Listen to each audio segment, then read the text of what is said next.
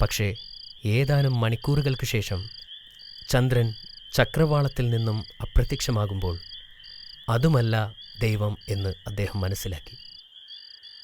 ഇബ്രാഹിം നബി വളരെ നിരാശനായിരുന്നു. എങ്കിലും അവൻ മലഞ്ചെരുവിലെ ആ പർവ്വതത്തിൻ്റെ മുകളിൽ തന്നെയിരുന്നു. സൂര്യപ്രകാശത്തെ നോക്കി ഇത് അല്ലാഹു ആണെങ്കിലോ എന്ന് വീണ്ടും ആശ്ചര്യപ്പെട്ടു. വൈകുന്നേരങ്ങളിൽ സൂര്യൻ ചക്രവാളത്തിൽ അസ്തമിച്ചപ്പോൾ അത് ദൈവമല്ല എന്ന് അദ്ദേഹം മനസ്സിലാക്കി. സത്യദൈവം ഒരിക്കലും അസ്തമിക്കില്ല. യഥാർത്ഥ ദൈവത്തെ ഒരിക്കലും സൃഷ്ടിക്കാൻ കഴിയില്ലെന്ന് ഇബ്രാഹിം നബി മനസ്സിലാക്കി. അല്ലാഹു സകല വസ്തുക്കളുടെയും സൃഷ്ടാവാണെന്നും സൂര്യനും ചന്ദ്രനും നക്ഷത്രങ്ങളും അല്ലാഹുവിൻ്റെ സൃഷ്ടിയാണെന്നും അദ്ദേഹം മനസ്സിലാക്കി. അല്ലാഹുവിന് നന്ദി പ്രകടിപ്പിച്ചു. അല്ലാഹു അദ്ദേഹത്തെ നേർവഴിയിലാക്കിയിരിക്കുന്നു. അപ്പോഴാണ് അല്ലാഹു അദ്ദേഹത്തെ പ്രവാചകനായി തിരഞ്ഞെടുത്തതെന്ന് അദ്ദേഹം മനസ്സിലാക്കി. തൻ്റെ ജനത്തെ നയിക്കാൻ അല്ലാഹു അദ്ദേഹത്തെ തിരഞ്ഞെടുത്തു. ഇത് അദ്ദേഹത്തിന് ഒരു പുതിയ ജീവിതത്തിൻ്റെ തുടക്കമായിരുന്നു. ഈ സന്തോഷവാർത്ത അറിയിക്കാൻ ഇബ്രാഹിം നബി തൻ്റെ പിതാവിൻ്റെ അടുക്കിലേക്ക് ഓടി. ഇത് അറിഞ്ഞ അദ്ദേഹത്തിൻ്റെ പിതാവ് കോപിഷ്ഠനായി. നിനക്കെങ്ങനെ എൻ്റെ ദൈവങ്ങളെ നിഷേധിക്കാൻ കഴിഞ്ഞു? പിതാവേ, എന്നെ പിന്തുടരൂ, ഞാൻ സത്യമാർഗത്തിൽ അങ്ങയെ നയിക്കാം. ഇബ്രാഹിം നബി പിതാവിനോട് യാചിച്ചു. ഇത് അറിഞ്ഞ അദ്ദേഹത്തിൻ്റെ പിതാവ് കോപിഷ്ഠനായി. നിനക്കെങ്ങനെ എൻ്റെ ദൈവങ്ങളെ നിഷേധിക്കാൻ കഴിഞ്ഞു? പിതാവേ, എന്നെ പിന്തുടരൂ, ഞാൻ സത്യമാർഗത്തിൽ അങ്ങയെ നയിക്കാം. ഇബ്രാഹിം നബി പിതാവിനോട് യാചിച്ചു. ഒന്നും ചെയ്യാനാകില്ലെന്ന് പിതാവ് ചിന്തിച്ചു. അല്ലാഹുവിലേക്ക് ആളുകളെ ക്ഷണിക്കേണ്ടത് തൻ്റെ ദൗത്യമാണെന്ന് അദ്ദേഹം മനസ്സിലാക്കി. നബി മറ്റ് ആളുകളുടെ അടുത്തെത്തി അവരെ സന്മാർഗം ഉപദേശിച്ചു. ഏകദൈവം അല്ലാഹു മാത്രമാണ്. അല്ലാഹുവല്ലാതെ യാതൊരു ദൈവവുമില്ല. അവനല്ലാതെ ആരാധനയ്ക്കർഹൻ മറ്റാരുമില്ല. ഞാൻ ഇനി ഒരിക്കലും വിഗ്രഹങ്ങളുടെ മുൻപിൽ വീണ് നമസ്കരിക്കില്ല. അദ്ദേഹം പറഞ്ഞത് കേട്ടപ്പോൾ ആളുകൾ വളരെ രോഷാകുലരായി. നിങ്ങൾ എന്തിനാണ് ഈ വിഗ്രഹങ്ങളെ ആരാധിക്കുന്നത്? അവർക്ക് ശക്തിയില്ലെന്ന് നിങ്ങൾക്കറിയില്ലേ എന്ന് അദ്ദേഹം വീണ്ടും അവരോട് ചോദിച്ചു. അവർ ഇബ്രാഹിം നബിയെ ഭീഷണിപ്പെടുത്തി. ആയതിനാൽ അദ്ദേഹത്തിന് അവിടം വിട്ട് പോകേണ്ടി വന്നു. വിഗ്രഹം യഥാർത്ഥ ദൈവങ്ങളല്ലെന്ന് അവരെ കാണിക്കാൻ ഒരു ഉപായത്തെ പ്രവാചകൻ ചിന്തിച്ചു. ഒരു ദിവസം ഒരു വലിയ ആഘോഷം അവിടെയുള്ള നദിക്കരയിൽ വച്ച് നടന്നു.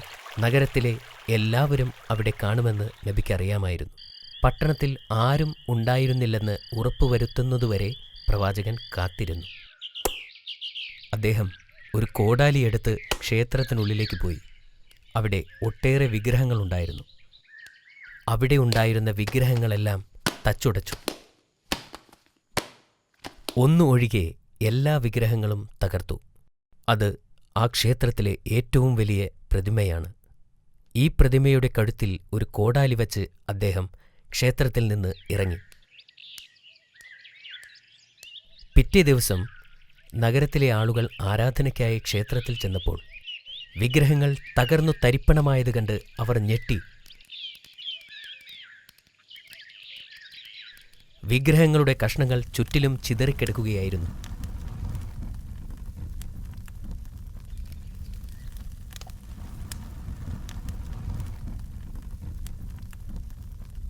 ഈ ഭീകരമായ പ്രവൃത്തി ചെയ്തവർ ആരായിരിക്കുമെന്നവർ ഒത്തുകൂടി ചർച്ച ചെയ്തു.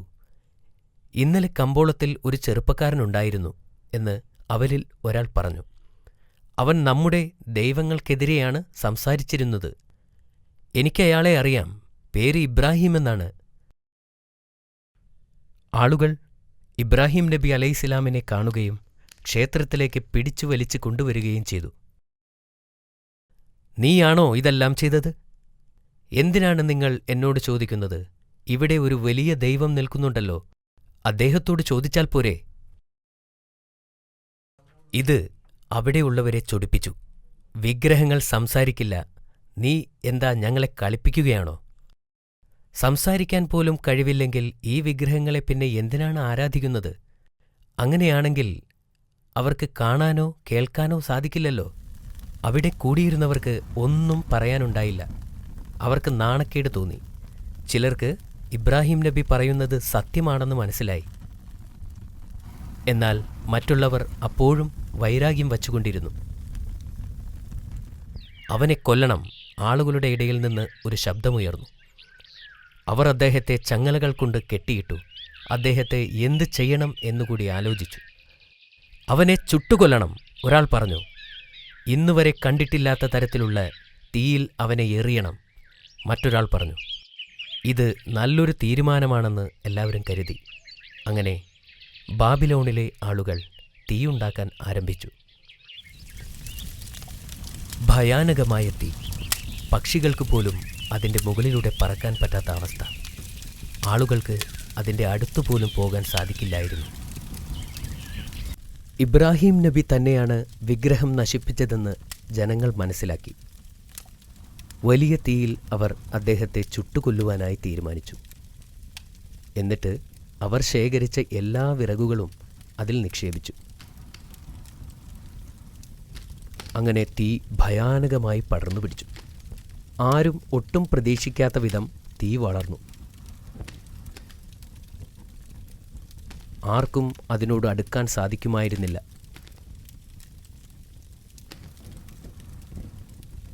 പക്ഷികൾ പോലും അതിനു മുകളിൽ പറക്കാൻ കഴിയാത്ത അത്ര ഉയരം.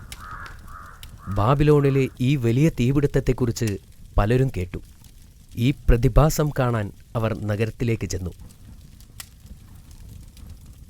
അപ്പോൾ ഇബ്രാഹിം നബി അലൈഹിസ്സലാമിൻ്റെ കൈയും കാലും കെട്ടിയിട്ട് ഒരു കവണയിൽ കയറ്റി നിർത്തി അദ്ദേഹത്തെ തീയിലേക്കെറിഞ്ഞു.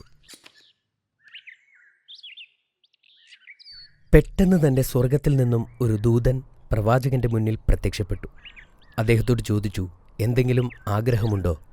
തന്നെ തീയിൽ നിന്നും രക്ഷിക്കാൻ അദ്ദേഹത്തിന് വേണമെങ്കിൽ അപേക്ഷിക്കാമായിരുന്നു.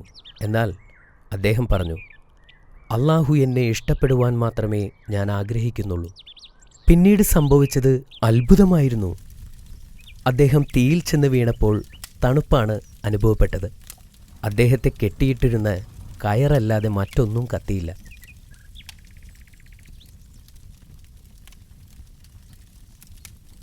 ഒരു ഉദ്യാനത്തിലിരിക്കുന്ന പോലെ തീയിലിരുന്നു കൊണ്ട് അള്ളാഹുവിനെ അദ്ദേഹം സ്തുതിച്ചു.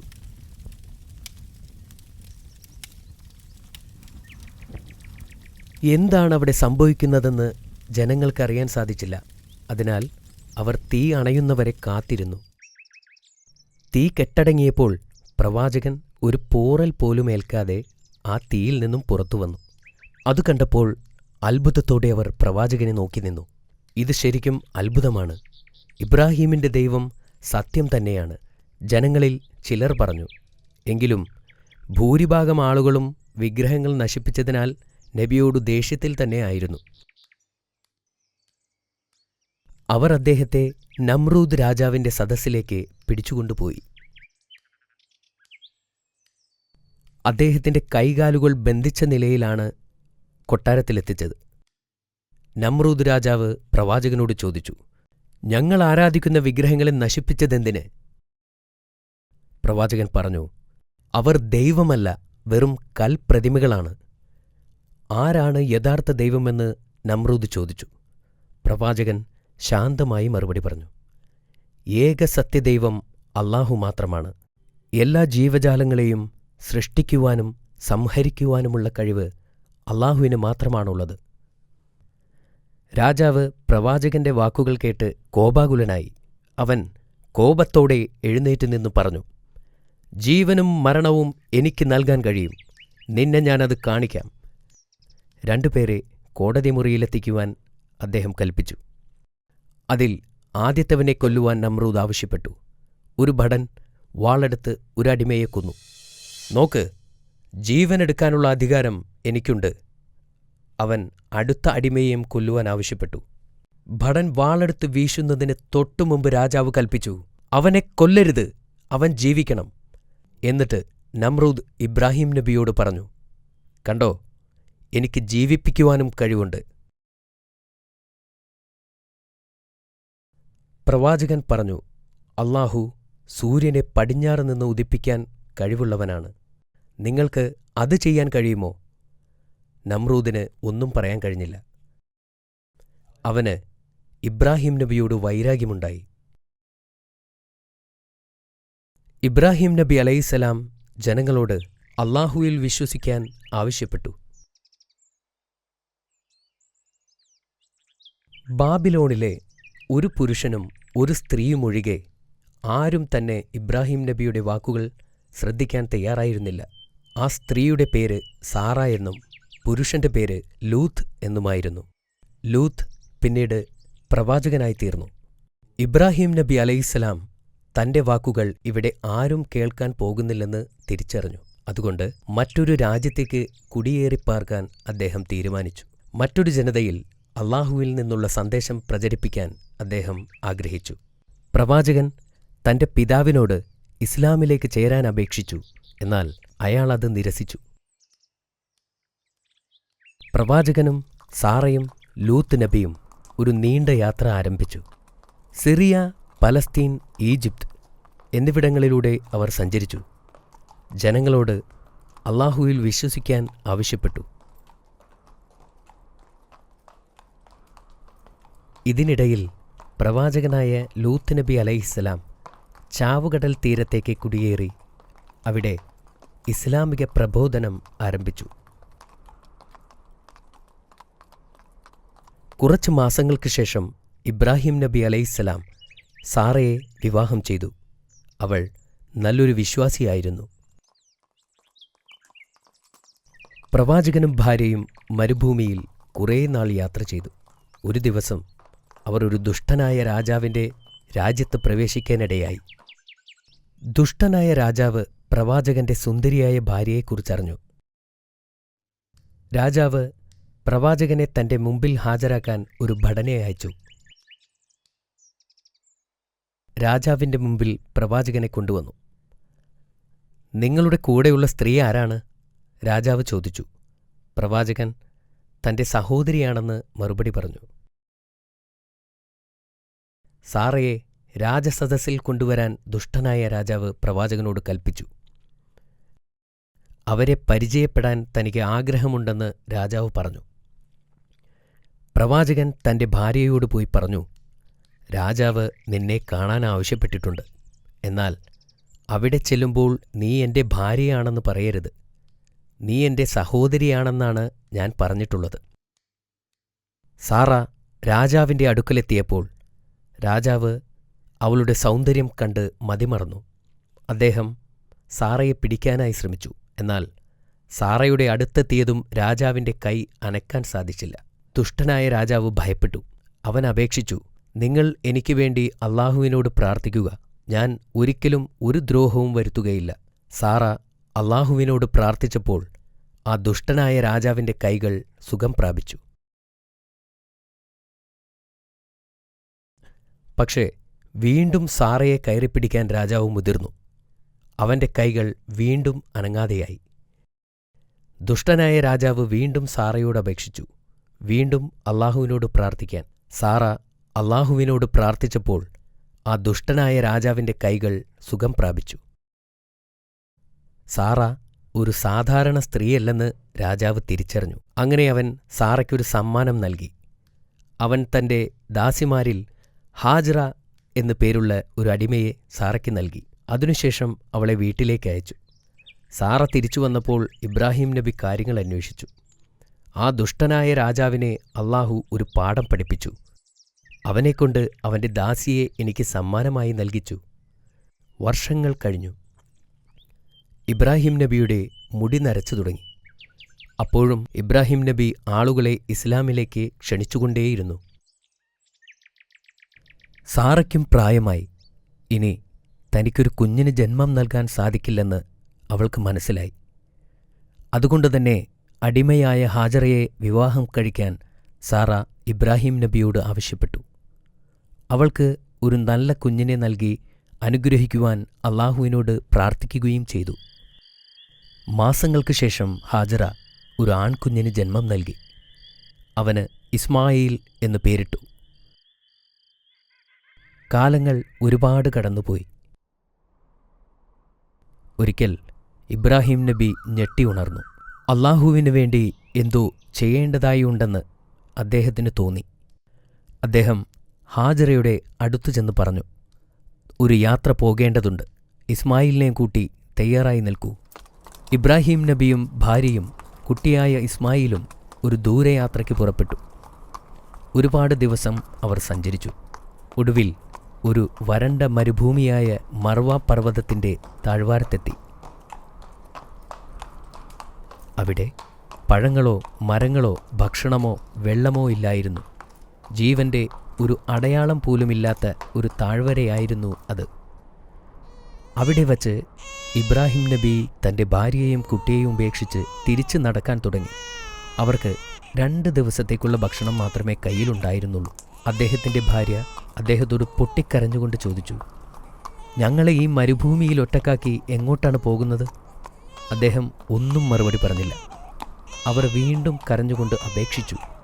ഒടുവിൽ അവർക്ക് മനസ്സിലായി, ഇതൊന്നും സ്വന്തം ഇഷ്ടപ്രകാരം അല്ല അദ്ദേഹം ചെയ്യുന്നത്. അവർ വീണ്ടും വിളിച്ചു ചോദിച്ചു, അള്ളാഹു ചെയ്യാൻ പറഞ്ഞിട്ടാണോ? അദ്ദേഹം തല കുലുക്കുക മാത്രം ചെയ്തു. എന്നിട്ട് നടന്നകന്നു. അദ്ദേഹത്തിൻ്റെ ഭാര്യ പറഞ്ഞു, ഞങ്ങൾക്ക് ഭയമില്ല, അള്ളാഹു ഞങ്ങളെ സംരക്ഷിക്കും.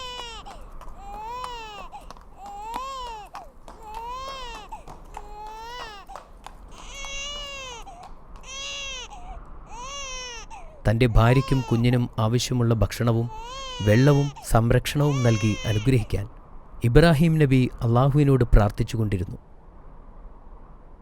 ഹാജറയും കുഞ്ഞ് ഇസ്മായിലും ആ മരുഭൂമിയിൽ ഒറ്റപ്പെട്ടു.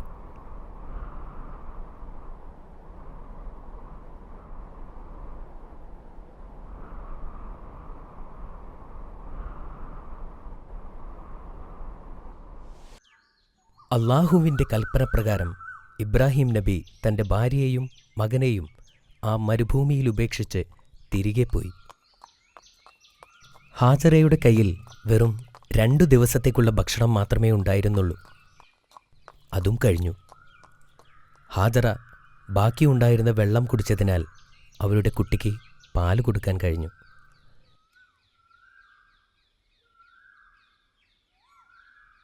ഏറെ താമസിയാതെ വെള്ളവും തീർന്നു. അവർക്ക് ദാഹം അനുഭവപ്പെടാൻ തുടങ്ങി. കുറച്ചു കഴിഞ്ഞപ്പോൾ കുഞ്ഞ് ദാഹിച്ച് കരയാനും തുടങ്ങി.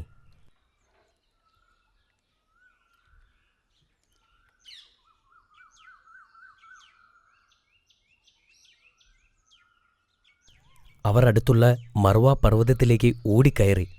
അവിടെ ആരെങ്കിലും കാണുകയോ എന്തെങ്കിലും ലഭിക്കുകയോ ചെയ്തിരുന്നെങ്കിലെന്ന പ്രതീക്ഷ അവർക്കുണ്ടായിരുന്നു. പക്ഷേ അങ്ങനെ ഒന്നും കാണാൻ സാധിച്ചില്ല.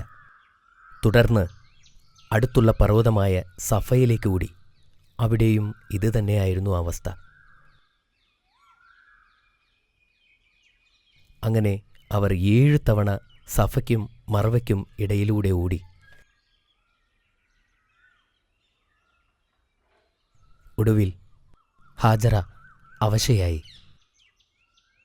അവർ കുട്ടിയുടെ സമീപം വന്നിരുന്നു. അപ്പോൾ അവർ ഒരു ശബ്ദം കേട്ടു. അവർ അത് എന്താണെന്നറിയാൻ വേണ്ടി കാതോർത്തു നിന്നു. വീണ്ടും ആ ശബ്ദം കേട്ടപ്പോൾ അവർ ചോദിച്ചു, നിങ്ങൾ ആരാണെങ്കിലും അള്ളാഹു നിങ്ങളെ എനിക്ക് കേൾപ്പിച്ചു തന്നു. എന്നെ സഹായിക്കാൻ കഴിയുമോ?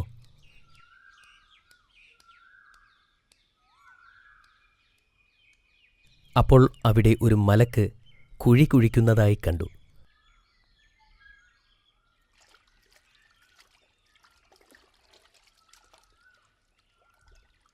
വെള്ളം കണ്ടപ്പോൾ ഹാജറ ഓടിച്ചെന്ന് അതിന് തടം കെട്ടാൻ തുടങ്ങി. അവർ അതിൽ നിന്നും വെള്ളം കുടിക്കുകയും പാത്രത്തിൽ ശേഖരിക്കുകയും തൻ്റെ കുഞ്ഞിൻ്റെ അടുത്തേക്ക് ഓടിച്ചെല്ലുകയും ചെയ്തു. ആ ഉറവ പൊട്ടിയ സ്ഥലം സംസം എന്നറിയപ്പെട്ടു.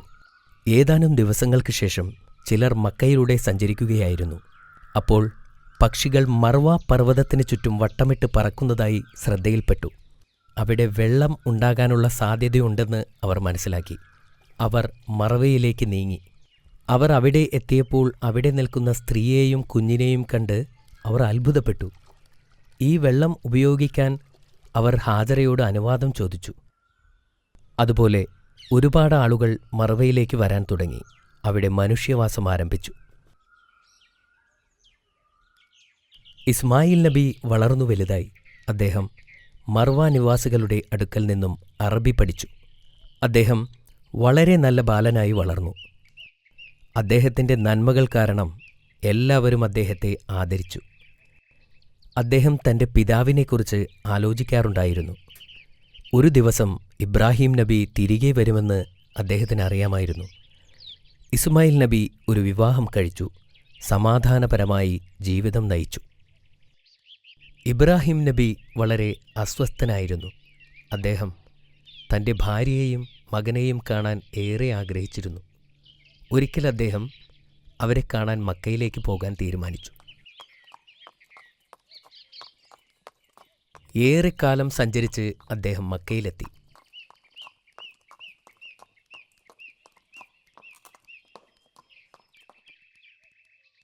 ഇബ്രാഹിം നബി എത്തുന്നതിന് മുമ്പ് തന്നെ ഹാജറ ബീവി വഫാത്തായിരുന്നു. അത് മക്ക നിവാസികളിൽ നിന്നും അദ്ദേഹം മനസ്സിലാക്കി.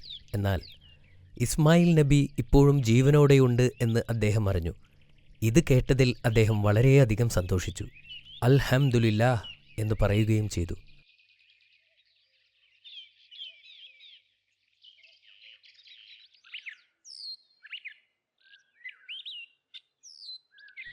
ഇസ്മായിൽ നബി പിതാവിനെ കണ്ടതും ഓടിച്ചെന്ന് അദ്ദേഹത്തെ കെട്ടിപ്പിടിച്ചു. അദ്ദേഹത്തിന് സ്വന്തം കണ്ണുകളെ വിശ്വസിക്കാനായില്ല. ഏറെ കാലങ്ങൾക്ക് ശേഷം തൻ്റെ പിതാവിനെ കണ്ടതിൽ അദ്ദേഹം വളരെയധികം സന്തോഷവാനായിരുന്നു.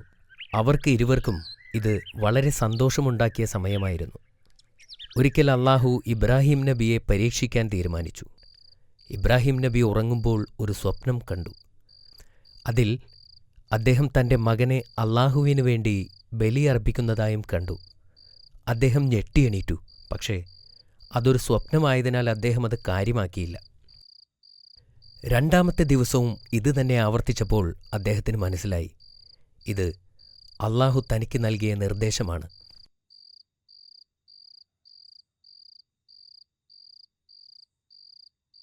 ഇബ്രാഹിം നബി ഇസ്മായിൽ നബിയെ വിളിച്ചു.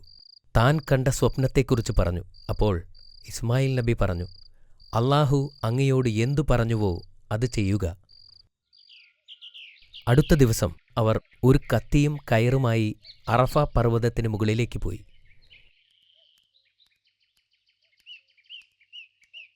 പർവ്വതത്തിന് മുകളിലെത്തിയപ്പോൾ ഇസ്മായിൽ നബി തൻ്റെ കൈകാലുകൾ കെട്ടിയിടാൻ തൻ്റെ പിതാവിനോട് ആവശ്യപ്പെട്ടു. കാരണം അല്ലെങ്കിൽ ബലിയർപ്പിക്കാൻ ബുദ്ധിമുട്ടുണ്ടായേക്കാം. ഇബ്രാഹിം നബി അതനുസരിച്ചു. എന്നിട്ട് സ്വന്തം കണ്ണുകളും മൂടിക്കെട്ടി. തൻ്റെ മകൻ്റെ മരണം കാണാൻ ത്രാണിയില്ലാത്തതിനാലായിരുന്നു അത്. നബി തൻ്റെ കത്തി ഉയർത്തി. എന്നാൽ പെട്ടെന്ന് ആകാശത്ത് നിന്നൊരു ശബ്ദം കേട്ടു. ഇസ്മായിൽ നബിക്ക് പകരം ദൈവം ഒരു ആടിനെ യാഗമർപ്പിക്കാൻ കൽപ്പിച്ചു. നബി വളരെയധികം സന്തോഷവാനായി. അല്ലാഹുവിൻ്റെ പരീക്ഷണം അവർ ജയിച്ചിരുന്നു. അവർ ആ ആടിനെ അറുത്ത് അതൊരു വലിയ ആഘോഷമാക്കി മാറ്റി.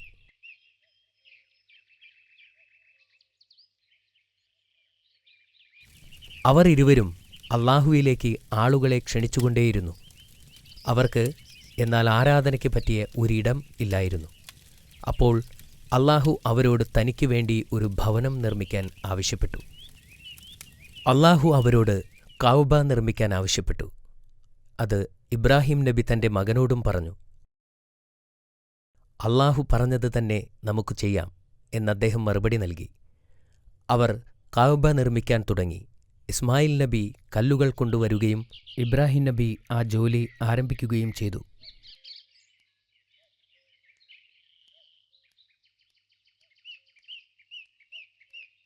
ചുമരിന് ഉയരം കൂടിയപ്പോൾ ഇസ്മായിൽ നബി വലിയ കല്ലുകൾ ഇബ്രാഹിം നബിക്ക് വേണ്ടി കൊണ്ടുവന്ന് അദ്ദേഹം അതിന് മുകളിൽ കയറി നിന്ന് തൻ്റെ ജോലി പൂർത്തിയാക്കുകയും ചെയ്തു. അതിൻ്റെ മൂലക്കല്ല് സ്ഥാപിക്കാൻ ഇസ്മായിൽ നബിയോട് കല്ല് ശേഖരിക്കാനായി ആവശ്യപ്പെട്ടു. അദ്ദേഹം വളരെ ക്ഷീണിതനായിരുന്നു. എങ്കിലും കല്ല് ശേഖരിക്കാനായി പോയി. അന്നേരം മലക്കുകൾ ഇബ്രാഹിം നബിക്ക് സ്വർഗത്തിൽ നിന്നും ഇറക്കപ്പെട്ട കല്ല് കൊണ്ടുവന്ന് കൊടുത്തു.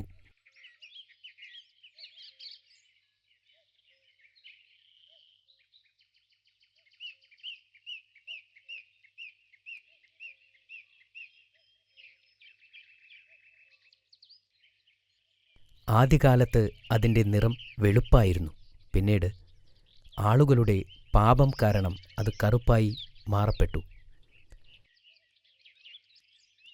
തിരികെ എത്തിയ ഇസ്മായിൽ നബി ആ കല്ല് കണ്ട് അത്ഭുതപ്പെട്ടു.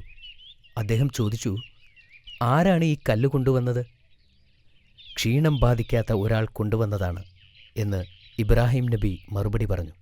അങ്ങനെ അവർ നിർമ്മാണം പൂർത്തിയാക്കി.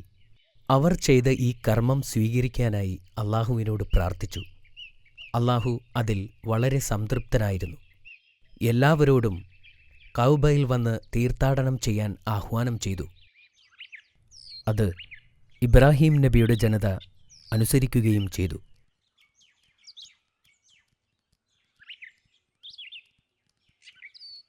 ഇബ്രാഹിം നബിക്കും സാറയ്ക്കും പ്രായമായി.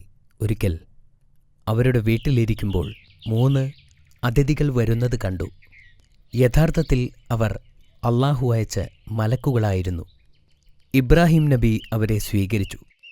അവർക്ക് ഭക്ഷണം വിളമ്പി. ചുട്ട കാളക്കുട്ടിയുടെ മാംസം അവർക്ക് നൽകി.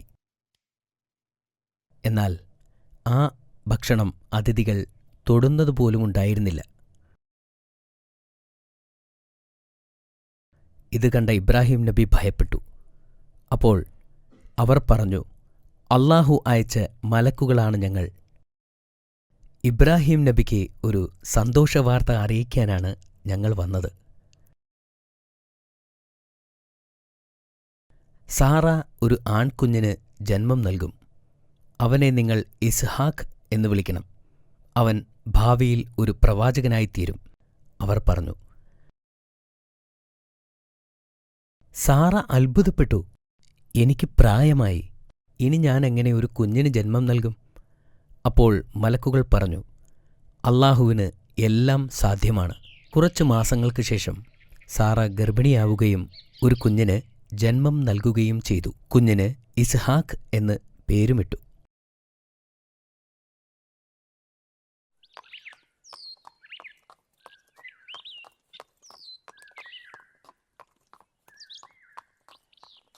വർഷങ്ങൾക്കു ശേഷം ഇബ്രാഹിം നബി തന്റെ മകനെ കാണാൻ വേണ്ടി തിരികെ വന്നു.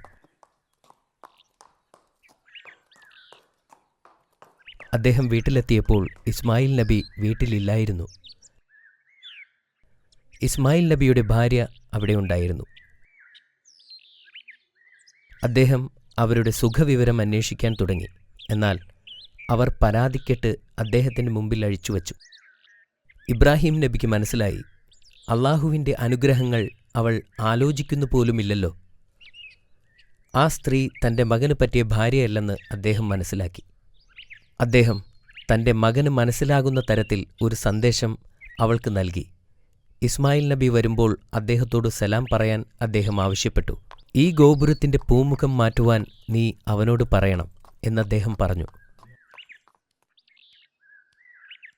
ഇസ്മായിൽ നബി തിരിച്ചു വന്നപ്പോൾ അദ്ദേഹം കാര്യങ്ങൾ അന്വേഷിച്ചു.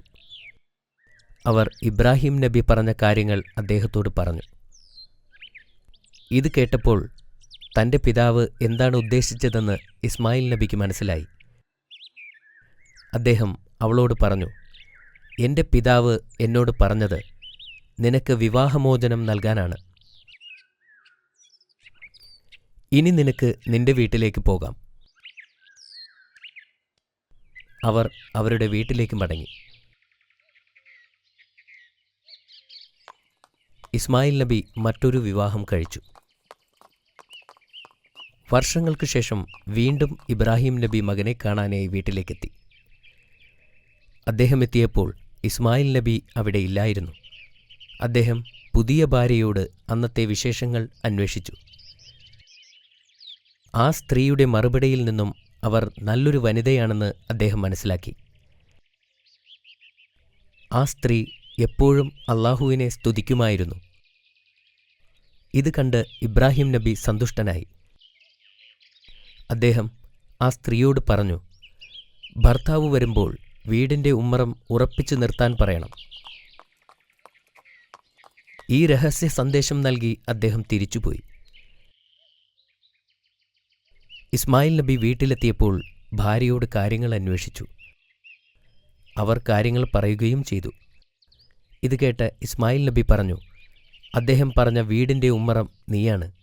നിന്നെ എന്നേക്കും കൂടെ നിർത്താനാണ് അദ്ദേഹം എന്നോട് പറഞ്ഞത്. 175 വർഷക്കാലം ഇബ്രാഹിം നബി ജീവിച്ചു. അദ്ദേഹത്തിൻ്റെ ജീവിതകാലം മുഴുവനും പരീക്ഷണങ്ങളെ നേരിട്ടിരുന്നു.